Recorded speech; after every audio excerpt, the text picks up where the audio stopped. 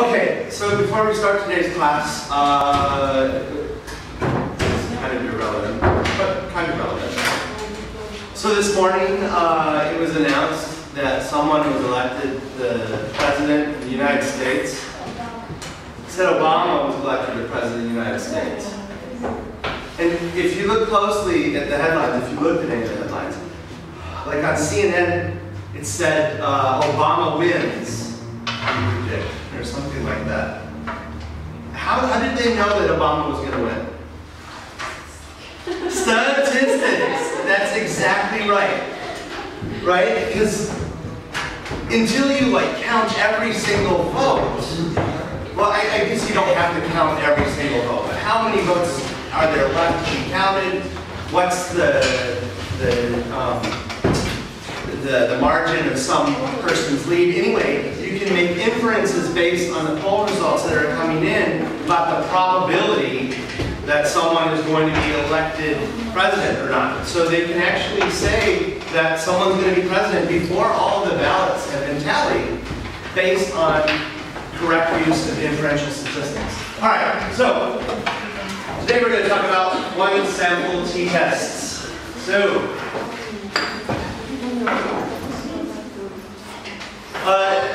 we're going to start from the last few slides that we talked about last class because we didn't get done with everything. Anyway, so we were talking about calculating confidence intervals.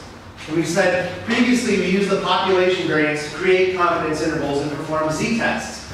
Maybe we can use our estimate to do the same. So we created an unbiased estimate of the population variance, which probably will never be the population variance, but it's an unbiased estimate. It's the best thing that we have to go with.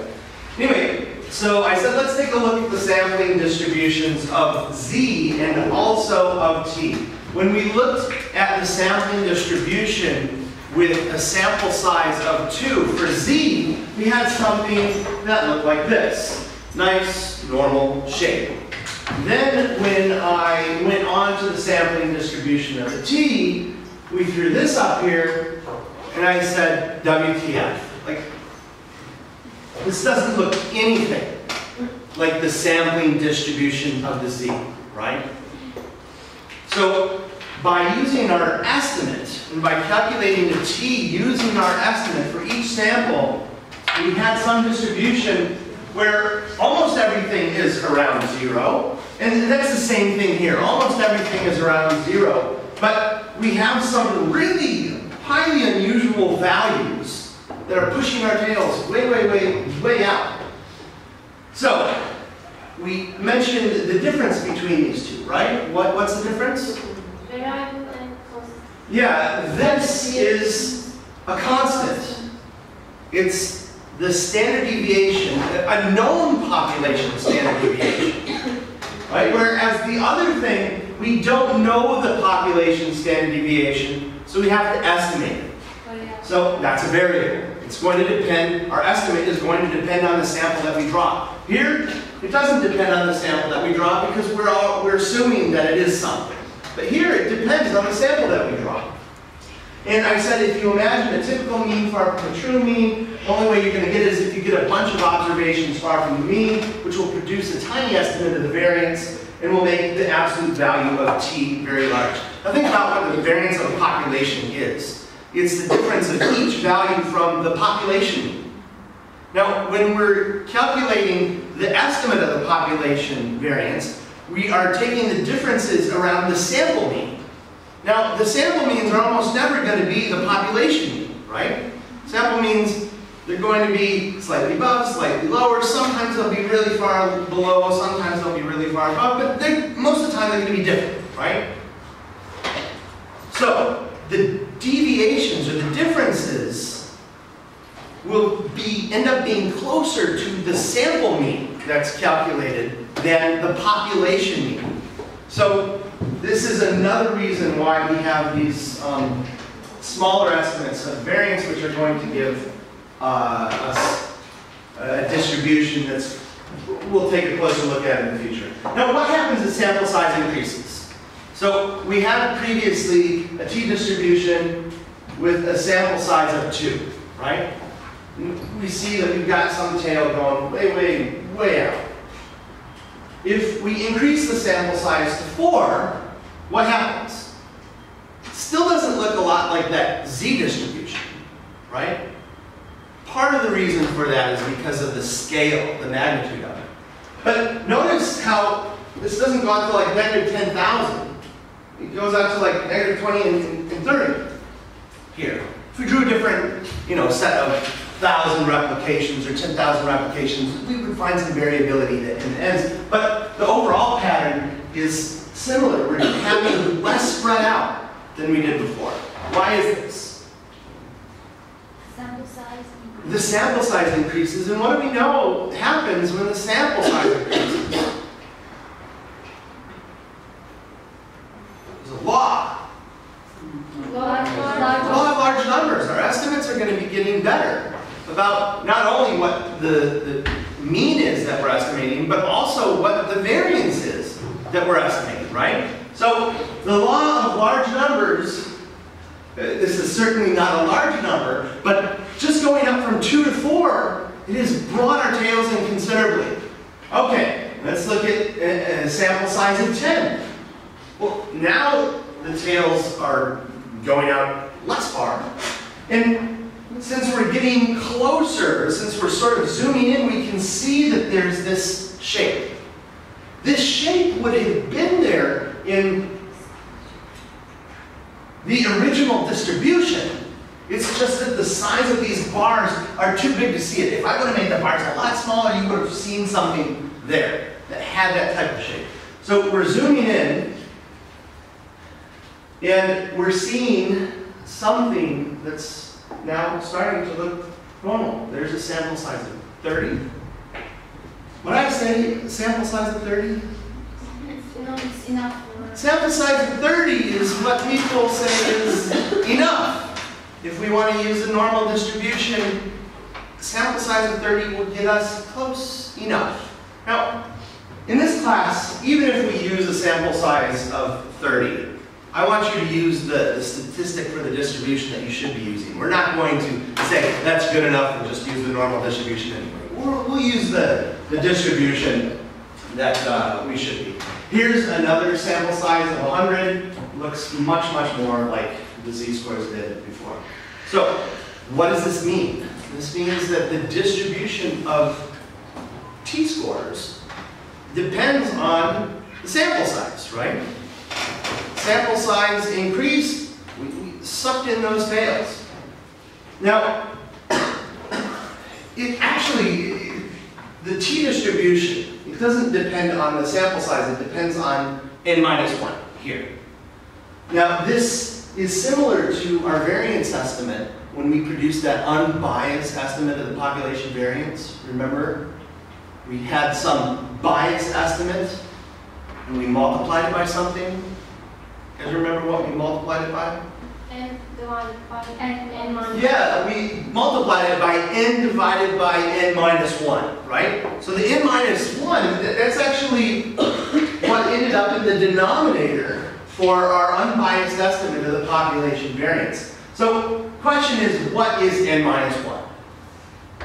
Degrees of freedom. It's degrees of freedom. The more obvious answer is it's 1 less than the sample size. It is the sample size. But yes, here this is the degrees of freedom. So the degrees of freedom are basically the number of things, the number of values that are free to vary before the rest of the values are set, before you know what everything else is going to be. So there's a caveat. For the test that we're going to be talking about today, the degrees of freedom are n-1. This is not always going to be true. Sometimes we'll see other forms for the degrees of freedom, like n1 plus n2 minus 2, things like that. But for right now, we're going to deal with n-1. So the z-tests we've performed have been on means, right? We were comparing some mean to some hypothesized mean, right? We get a sample mean, and we want to know if that is equal to some hypothesized mean, right? With the t-tests that we're going to be performing, these are going to be on means too.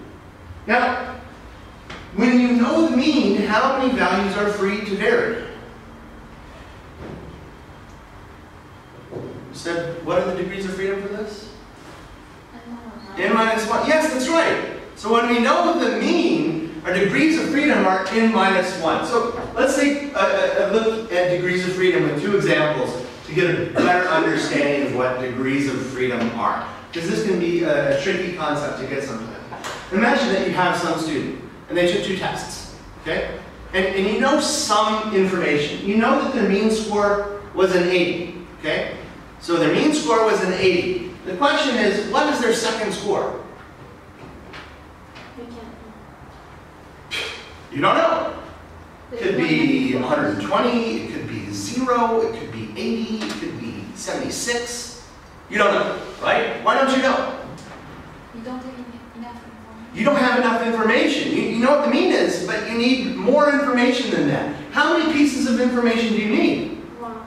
You need one piece of information, right? Here, they have two tests. What's n? 2. N is 2 here, right? And we need one piece of information. Well, that's just 2 minus 1. N minus 1. So, if I just ask you their second score, you know. If I give you a piece of information, their first score was a 70. And now I ask you the exact same question. What's their second score? The second score was a 90, right? Because if the mean was an 80, the only way that you could get a mean of 80 with the first score of 70 is with a 90 for the second, right? If you got an 80 on the second, well, that would be a different mean. You would have 75, right? So, with a mean, we need n minus 1 pieces of information before we know what that last thing is, right? So, n minus 1 things are free to vary. This could have been a 60. If their first score was a 60, what would have their second score been? 100, right? 100 plus 60 divided by 2, that's 80. All right. Once you know the value of the first, the second is set. It is not free to vary. Now, let's imagine a different situation. We have some student who took 3 tests, and they have, again, the mean score of 80. But what was their second score? We need more information. We don't know. Okay, so their first score was a 70. What was their second score? More information. We need more information. We can't tell yet. So the third score was a 90. What was their second score? An 80, right? I'm trying to make this really easy. So we have some mean. We know what the mean is. We have two things that can take on any two values, right? And once we set those values, then we know what that third thing is. So we have n minus 1 degrees of freedom. Now, we can calculate confidence intervals with an unknown population variance. When we knew the population variance, we use this algebraic manipulation, right? So we had the formula for z. Someone remind me what it is? Z equals X minus X. mean Standard deviation. Divided by square root of it. It was something like this. When we were talking about means, I actually said the mean, right? So it was the mean of x as opposed to just x. But yeah, and this also, or no, that's right. That's right. So then how did we figure out what this must be? Because when we set up a confidence interval, we said like, okay, what value should the mean be? And we worked backwards, algebraic. You changed it. We changed it around, right? So the mean is equal to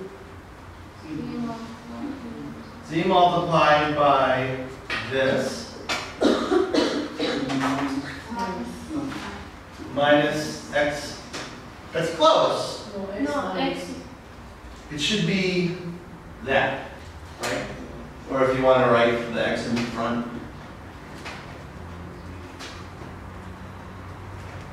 Sorry, that's a z, not a 2. Right? So we just algebraically manipulated our formula for z. We can do the same thing with the formula for t. So what was our formula for t? Almost same as standard deviation of the T was exactly the same, basically, except this was our unbiased estimate, right? Which we gave a king hat, since it was good. All right, so we do the same thing, and we get something like this. So let's say we want to compute a 95% confidence interval. So our x is 13. This is the biased estimate of the variance, not of the standard deviation, is 5.23, and we have 24 samples. 24 samples. Sample size. So, how do we plug things in?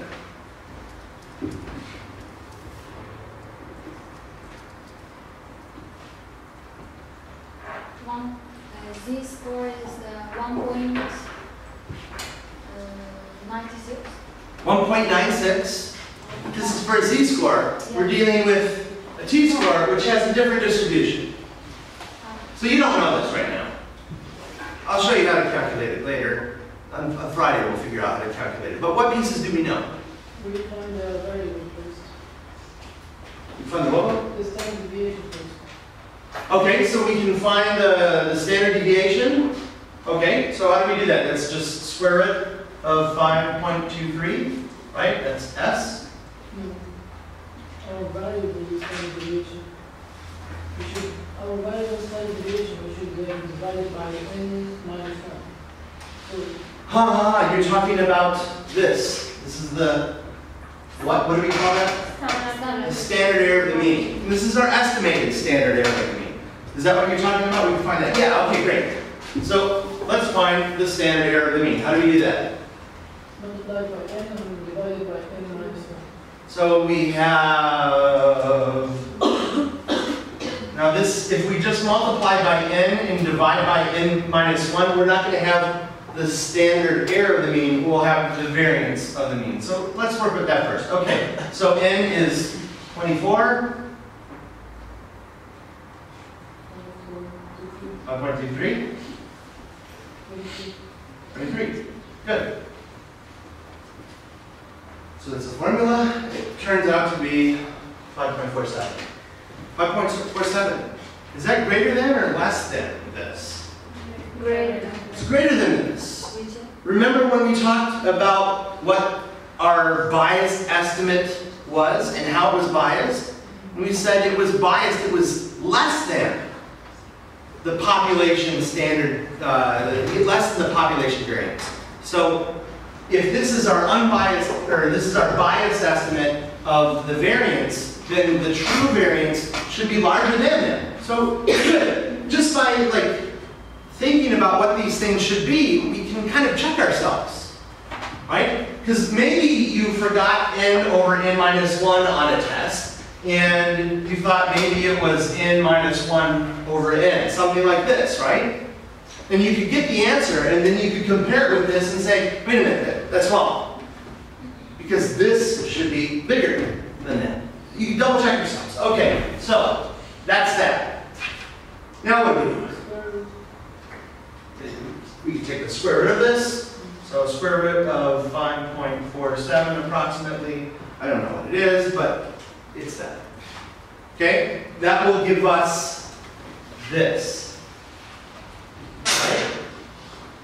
What else? What other pieces of information do we have? We don't have t yet. We have n. Right? So mu is equal to this minus t square root of, sorry, that's t, 5.47 over square root of 24. What is t? Where is t? We have the mean of our sample. We don't have So that's it. Now we're just missing one part. t. to you today because I haven't taught you how to calculate it yet. That is this piece here, right? So this one, Hmm? so this there, okay? Yes. Our estimate of the standard error, right? Square root of 5.47 here, square root of 24 here. That's that part. Okay, we need the t. So we also need an alpha. So for our standard alpha, which is what? 0.05. Our t value, or one of them, is negative 2.07. So we can find out the confidence intervals by adding and subtracting this to this multiplied by that. How do you know T? I calculated it. We will calculate it on Friday. I gave it to you today. You're welcome. All right. Now, here I just calculated one thing. I didn't calculate two, right? A confidence interval, we should have, you know, something on the top and something on the bottom. Why can I get away with just calculating one? It's a normal distribution. It's not a normal distribution, it's a t-distribution. One, Let's take a look at our t-distribution.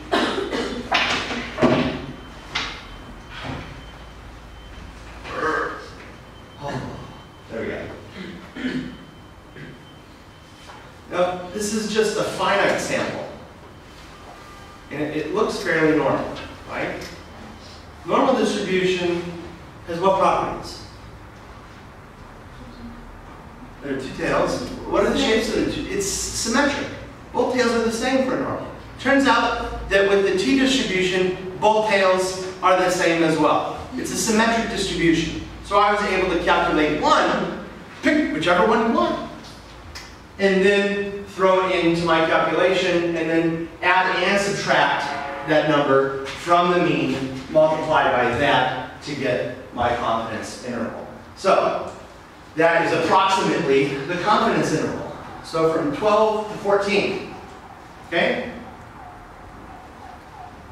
The only tricky thing here so far was this, t. How the heck did I get this? We'll do that next class. Everything else is basically the same, right? Doing exactly the same type of thing that we did to calculate the confidence intervals for the z-distribution. So, boom, there's our confidence interval. Imagine that the null hypothesis was that the mean, the true mean, was 15. What should we do? We should reject the null. Why?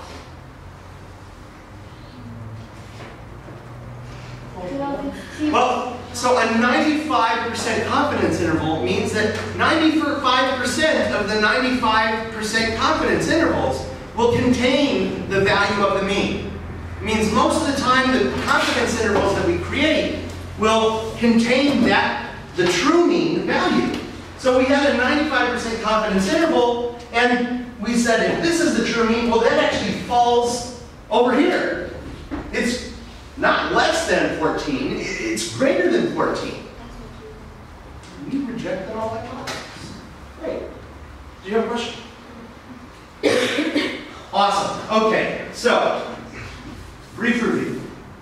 When you don't know the variance of some population of interest, I don't give it to you.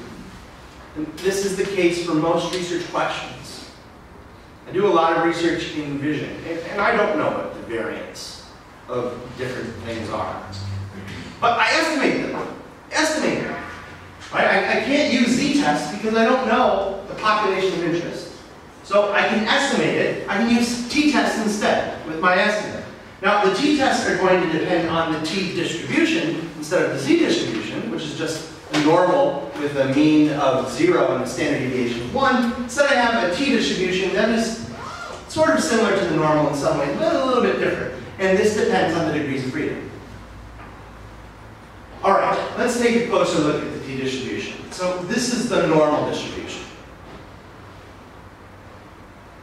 in that earlier slide, the WTF slide, I did a T with a sample size of 2. Let's look and see how the T is distributed on the same scale when our sample size is 2. It's like that. What does that look like? What can you tell me about the differences between these things? The probabilities or densities are different. What's less? For what part? Because not all the probability densities are less. Some of the probability densities are greater. The sum of all of the probability densities, if we went way out to negative infinity and out to positive infinity, would equal 1 for both of those. So overall, the probability of getting anything in those distributions is the same. That's 1, right? Where are the densities greater for the normal? Where are they less for the normal? It's the same. So around 2 here, we have a greater probability density for the normal and less for the t-distribution. It's not exactly 2, but it's sort of close. Okay, and beyond that, we have greater probabilities for the t-distribution. Have any of you guys played with, I forget what they're called. They're like these balloons that are sort of snake-like. They it's like an oval, but it goes inside and you like squeeze it and it squeezes out and you keep like, right? Now, what happens when you squeeze a water balloon in one place? The water, like that's there, the mass of water that's there, it stays the same, but that mass moves, right? So it's sort of like our normal distribution is an odd sort of water balloon. And we have squeezed this middle part, right? So if we squeeze the middle part, there is less mass here, there is more mass out there. Does that make sense? All right, does anyone have any predictions for if I increased the sample size? So I said this was for a sample size of 2, degrees of freedom equals 1. So her prediction is that as the sample size increases, this should get closer to the normal distribution, right? So over here, this should be less, and here, these should be bigger, right? Let's take a look. Oh, that's kind of hard to see.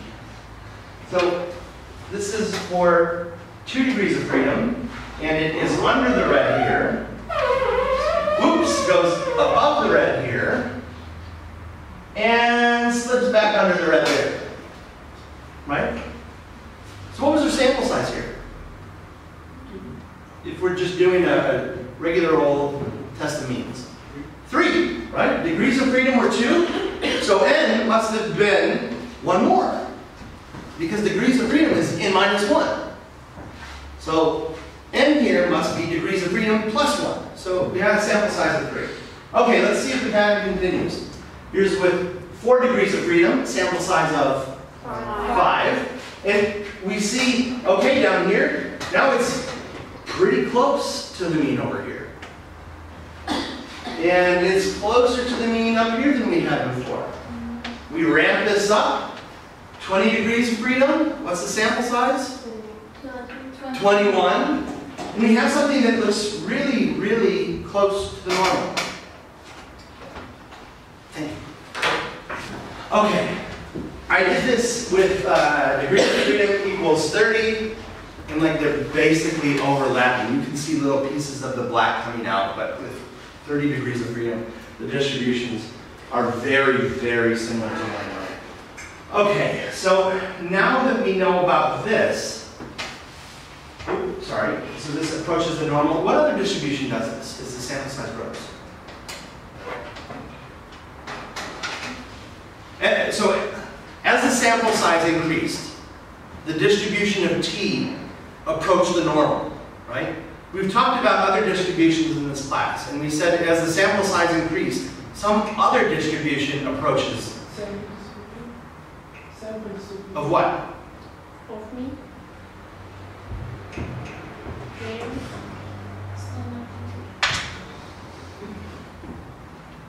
Start with a B?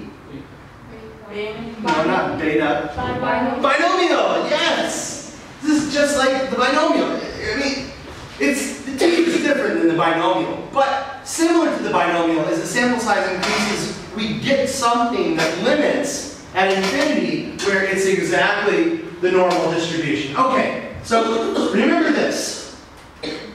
So why do we have this?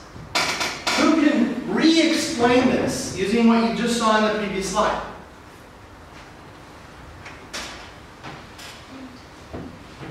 So I'll show you the previous slide again. We don't have enough set size. We had a small sample size, right? So we had a sample size of 2, which gave us 1 degree of freedom. And what do we know about with a 1 degree of freedom? It's like we squished a lot of that mass out of the center part. Where did that mass go to? It went into the tails, right? Which is why we see something like this, where the tails went out quite a bit.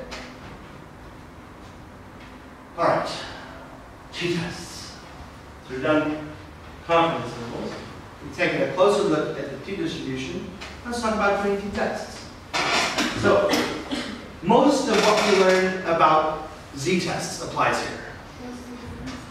What's the difference? We're going to get to that. So let me first tell you what things are similar, so you can breathe a sigh of relief and go, phew. So calculating critical values is basically the same. We're going to use t instead of z to calculate the critical values, but other than that, and we'll also use the estimate instead of some hypothesis. But other than that, basically the same thing. Calculating p-values is also going to be basically identical to what we were doing with z-tests. Some of the things that don't. So power. Power is different. You know, I'm sort of questioning, arguing with myself, whether or not I want to teach you how to use power with the distributions, because you'd have to learn another distribution to calculate the power, and I'm not sure I want to teach you another distribution. You will calculate power, so don't worry. You'll calculate power, but I may not teach you about the other distribution. I may ask you to take that on faith and wait until graduate school or come to my office hours. Okay. Some things are going to depend on the hypotheses that are being tested. So the standard error. The standard error that we are going to calculate is going to be different for different types of tests that we calculate using the t-distribution. So there are 3 different types of hypotheses that we're going to look at with the t-distribution. Actually, there are lots and lots. There are an infinite number of hypotheses that we could look at that fall within 3 broad categories. So the first one is the one that's like the z-test. It's a test of a single mean. Right? With the z-test, we said, is this group like some population mean? Right? Does this group have an IQ? Are they part of that population or not? Right? So the test of the single mean, the null hypothesis is just that the mean is some value. We did this with the z-test. We're also going to look at tests of differences between means for independent observations. We'll talk about what that means in more length next class. And those null hypotheses are going to take the form like this. So one mean minus a different mean equals some value. And we'll also look at tests of differences between means for related pairs as opposed to independent observations. And we're going to have basically the same form of the null hypothesis. Okay, so today we're going to focus on the first. So imagine that we have a research question. Is there gender discrimination in terms of salaries? Do men and women, do they get paid the same amount?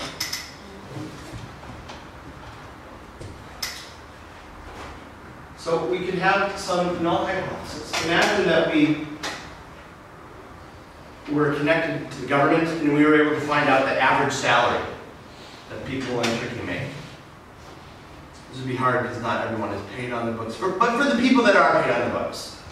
All right, so we get the mean salary that everyone in Turkey makes, and let's say that that's 28,000 liras. I don't know if that's high or low. Is that high or low? High. All right, let's say that that's it. Now, we have a statement about the mean for some group, right? We're going to take a sample of women, and we're going to compare their sample mean to this. Imagine that we didn't know what the variance of salaries was in Turkey. We knew what the mean was. The government published that data, but they didn't give us access to all the scores, so we don't have information about the variance of the population, right? What can we do? We can estimate it, right? Imagine that we have a sample size of 38, and we observe a mean salary for our 38 women of 27,954 liras. Now the question is this statistically equal to that? Yes. Yeah. Yes. Yes? We round it. If we round it, yeah, if we round this at this value, that goes up to 28. But if we round it down here, it doesn't. It's close, but not. It's close, but not significant? How do we know? We need to test it, right? Imagine that our biased estimate of the variance was 16,000. All right? Yes? How do we find the biases? Imagine that in our sample of 38 people, that's what it turned out to be. For like homework, I will, instead of telling you what this is, sometimes I will tell you, and sometimes I will say, here are the data. Have at it. So you will get a calculated sometimes. All right, so that's our biased estimate. Now, what is our unbiased estimate?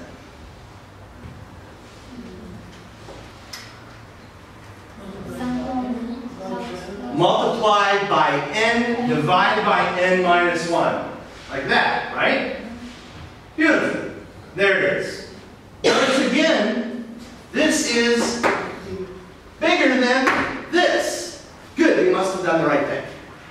Okay, now, we don't want this. We want, in fact, we don't even want this, but we want something like that, and then we can just take the square root.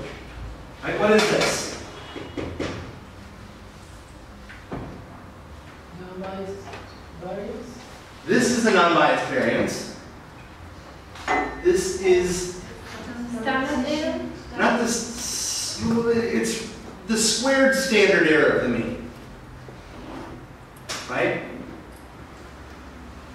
So we want the standard error of the mean. We can find the squared standard error of the mean first. How would we do that? Divided by the square root of the population. Cool, divided by the square root of the population. Close. Why are we using the population here and not the square root of the population? Because it's squared already. Yeah. So then all we have to do to get what we want is just take the square root of this and the square root of this, and boom, then we'll have the square root of the sample size on the bottom. Okay. So here it is. This is our squared standard error of the mean. All right. So we have our squared standard error of the mean, our sample size, and the mean that we actually observed. Right? Now, how do we calculate t? The formula is up there. Yes. So we're going to have 37. No, 27.954 minus. Sorry, this is an American decimal notation, so this is 27,954, not 27.954. But yeah, so we're going to take our sample mean and then do what? So that's this. We need minus Minus, 28. which was 28,000. You have a good memory, good. All over this. That's just Square. the square root of that, right? Boom. So the square root of this is 20.7 something. Minus 2. What it shows The mean minus the hypothesized mean. result was shown. The result is negative 2.212. What is that? That's our t-score. That's the t-score. Now, when we were doing z-tests, we could get a z-score, right? And then we need to compare that z-score to something. We need to compare it to some critical value for z-score, right? So this here, this is just a sample statistic. That's the t-statistic. That's a score. Great. We need to compare it to the critical t value. So to do this, we need the degrees of freedom and some alpha. So here is our t-score. Did I? Okay. The degrees of freedom are what? 37. So n was 38 and minus 1, 37. Beautiful. Let's just say we're going to use an alpha of 0.1. We'll do a couple tests, which you shouldn't do if you're analyzing data. You need to pick your alpha first and then do your test. Not pick one alpha and try it and then say, well, let's try a different alpha and try it again. Pick one alpha. But we're doing this so we can go through the procedure a couple times. All right. So with this, how much alpha do we want in each tail? 0.05. We want half of alpha in each tail. Why? It's 2 tail. It's 2 tail. If you remember, the original null hypothesis was that the mean salary for women is 28,000. It wasn't that it's less than or equal or greater than or equal. It was just is equal, 2 tail. So we're going to put half of our alpha in each. So we need to find our critical values for the t. So again, you aren't calculating them. We will show you how to calculate them on Friday. Voila, here they are. Notice that they are identical except for the sign.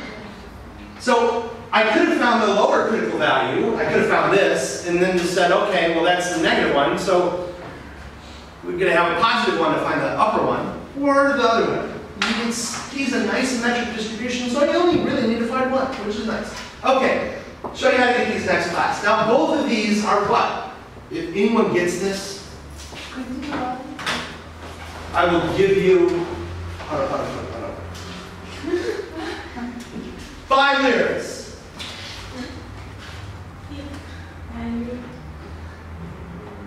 They are critical values, but that is not the answer I'm looking for, sorry.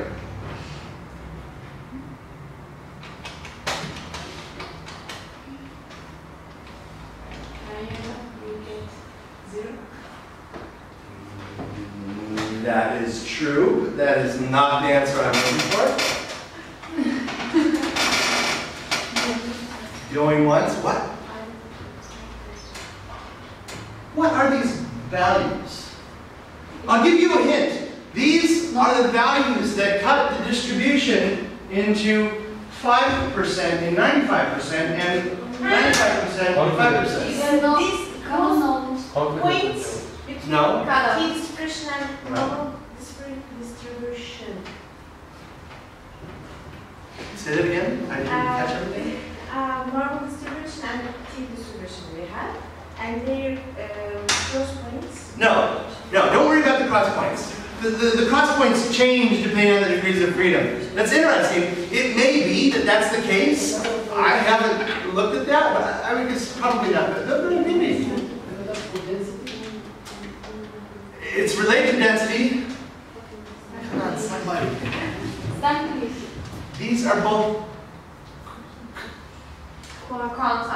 Confidence.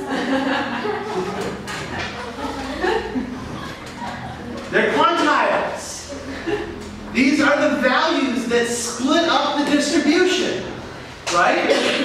How did we get quantiles before? For the normal distribution, we use something like Q norm. The binomial distribution, we use something like QT. We just wanted some value that's going to cut our distribution into pieces. Those are quantiles. These are the values that cut our distribution into pieces. Good job. Quantiles. All right, so what should we do? We have enough information now to answer our question. Reject. We reject the null hypothesis. Really? Why? Why? He's saying why, I'm saying why. Because we find -2. See, This was minus 2.2, okay? Greater. Actually, it's not greater. it's less than It is less than our lower critical value, right? When we were talking about the binomial, we said our lower critical value is some number of successes. If we found that number of successes or fewer, we would reject the null, right? For the normal distribution, we said that we have, some value that if the mean is that value or less for the lower critical value, we're going to reject the null. So we're doing exactly the same thing here, exactly the same thing.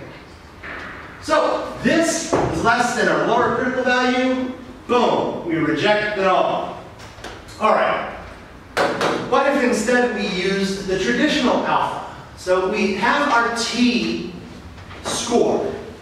The t score, this is exactly the same as it was before, right? Because this doesn't depend on alpha. The t score is a sample statistic. It depends on all of this stuff. It depends on the observed mean. It depends on the hypothesized mean. It depends on the sample size. It depends on the variance, right? But it doesn't depend on alpha.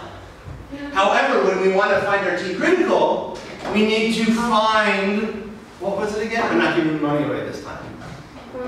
We need to find the quantiles, and plus or minus this, these are the quantiles that we're looking for. So what do? I think someone said it.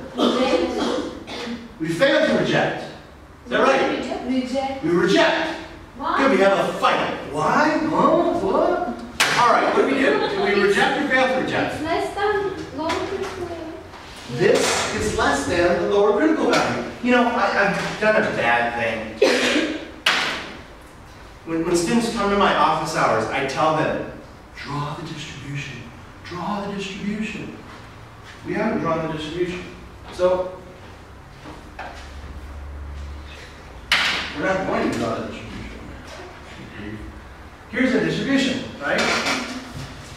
And so the t is centered on 0, and we're saying if it is less than negative 2.02, and if it is greater than positive 2.02, these are our critical regions. These here are our critical values. And negative 2.21, that falls in here somewhere. That falls in our region of rejection. We reject the null.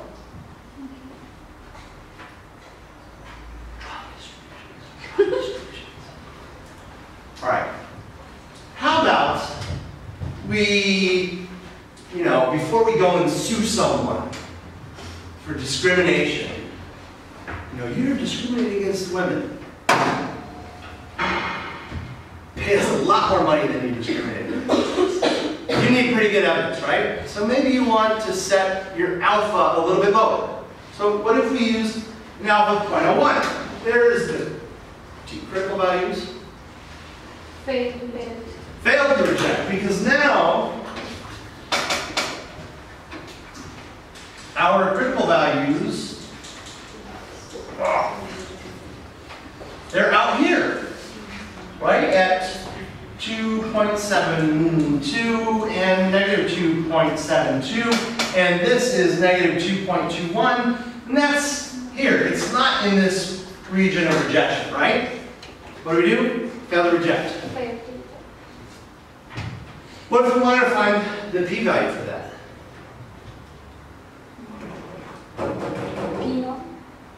Why? We're not going to use a p-norm. We're going to use something else. But let's not even talk about the R functions right now. Let's just talk about the distribution. What pieces of the distribution that we need?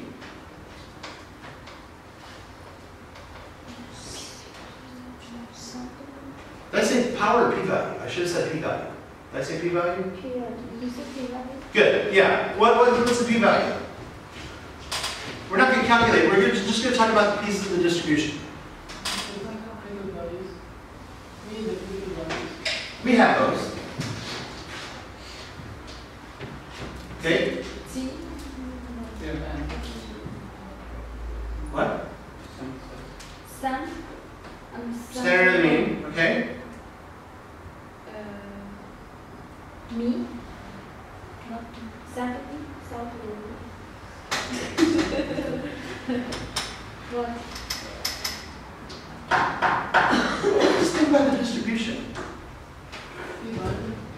No, don't even worry about the R things. What part of this distribution do we need to calculate the p-value? Lower We need this. It's not p-success. P-success is binomial only.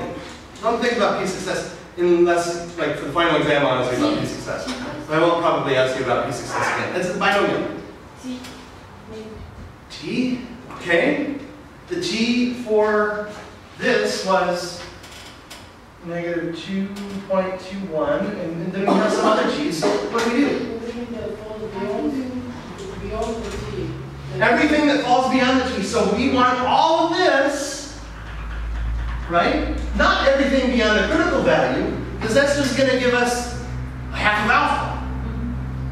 We want p-value. So we're going to look for everything that falls beyond this, okay, with whatever function we use. It's just the cumulative probability up to that point, right? And Alpha. no alpha, not going to use alpha. P-value is something as or more extreme, right? And as or more extreme depends on the hypothesis.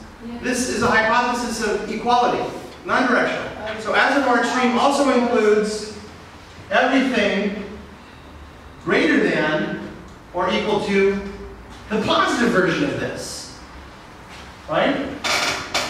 So we want this. Well, we can get the cumulative probability up to here and then just subtract that from 1 to get this part, right? Yeah. So we'll have this part and then that part, and that will give us a p-value. Okay, great. Super. All right, let's create confidence intervals for these last two situations. How do we do it? We need some information.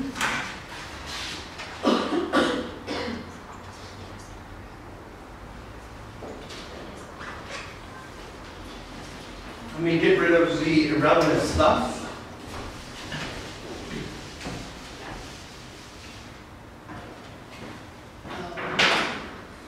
X minus the t by the standard error.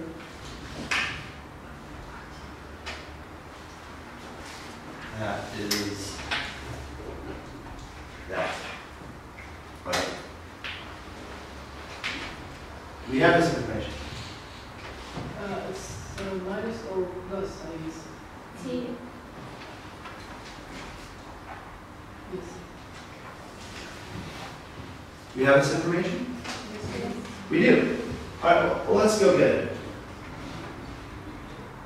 All right, so, okay, let's start with the traditional alpha. That's going to be this. All right, so there's the traditional information, or the information for the traditional alpha. So what can we grab from this and put over here? T. T? Which T do we use? We've got two possibilities. Doesn't matter. Doesn't matter. Those are different values. T. For the additional alpha, what we find? Minus 2 point. Minus 2.21 or plus or minus 2.0? Well, first. First one.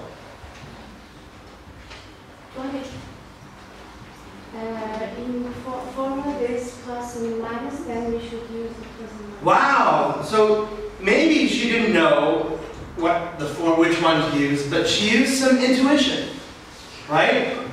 She said this has a plus or minus. Which of these has a plus or minus? This is a plus or minus, right? These tell us what quantiles cut off the bottom 5% and the bottom 90, or I'm sorry, the bottom 2.5% and the top. Yes, right. Thank you. That's what we want if we're going to create a 95% confidence interval, right? All right. So we will have plus or minus 2.0. I'll just say 3. What else do we need? We need the sample mean.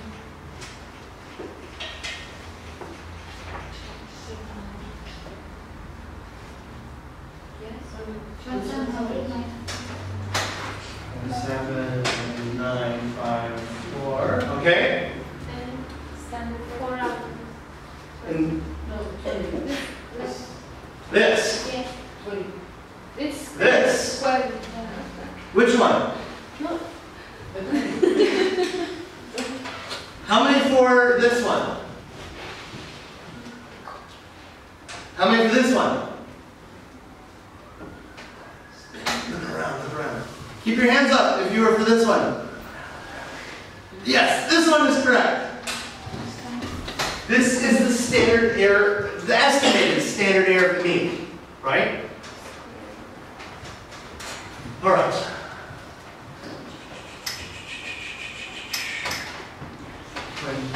.8.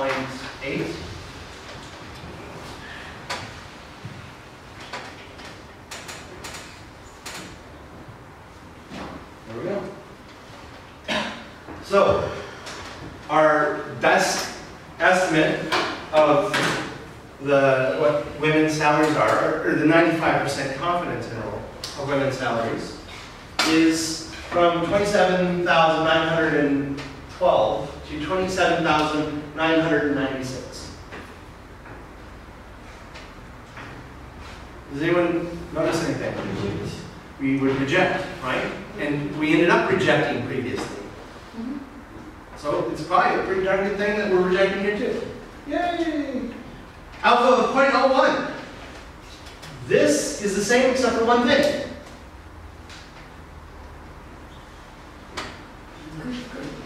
Critical value. That's right.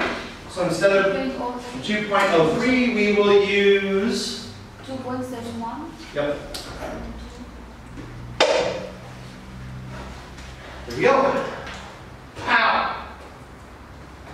Now what would we do? We should fail to reject. What did we do? Fail to reject. Good. We have some consistency here, right?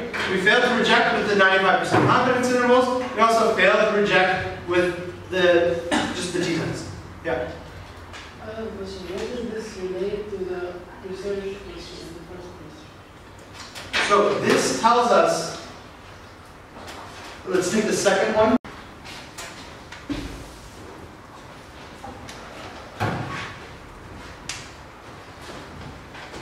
Do you have a question? No? Okay. Questions? No? Alright, next class we will do tests between means. To me, these are a lot more interesting types of questions. You can ask things like, are men better drivers than women? Get a sample men, get a sample women. Have them drive. You can ask things like, are women better communicators than men? Oh yeah, you know, women, they can speak much better. Okay, let's grab a sample men and a sample women and have them recite something. Or let's analyze their Facebook posts to see, like, you know, how long they are, what type of information they contain. We can compare them. So there's this like, what is it called? Whole 1%er thingy. Occupy Wall Street. You guys heard of that? Occupy Wall Street. They're like, oh, the people that aren't in the top 1%, a lot of them are like, man, the people that are making the most money, they're like really, really greedy. They're not helping us. So you might say, you know, is the top 1% really more greedy than the bottom 99%? Grab a sample of people that are in the top, grab a sample of the people that are in the bottom. Figure out some way to measure greediness. That's a trick. That's a trick you can figure out in research methods. But imagine that you have that data, right? Is there a difference? You can do that. Or some people say that it's not that these people are greedy, it's that these people are lazy. You can create some index of laziness. And then draw a sample of the top 1%, see how lazy they are, and grab a sample from the bottom percent, and see how lazy they are. Or, this popped into my mind because someone said something like, you know, I'm not used to taking tests online, it's like more stressful, and if this is truly the case, I mean, this could just be, you know, an anecdote, one person's story, right? There are anecdotes for almost everything. Oh, well, I believe that if you think about something hard enough, it will really come true because I really needed some money and then I found some on the street, right? That's an anecdote. You say, aha, that's evidence. So we need to test this evidence. So maybe the student, what they said, this is really true. So we can take a sample of students, give them a paper test, take the sample of students, give them an online test. See if there are any differences. That really does affect it. Those, I think, are much more interesting questions. And in these types of questions, you don't have to do any of this stuff that you guys haven't liked. So earlier on in the class, people said things like, well, how did you get that mean? Oh, just trust me. This bothers me. Like, I say, okay, the mean is this, trust me. But like, yeah. But when you're comparing two groups, you don't even you don't even need to know necessarily what the true mean is. Because you're just comparing one group's mean to another group's mean. Regardless of what the truth is. Which is cool. Alright. So, class is now officially over.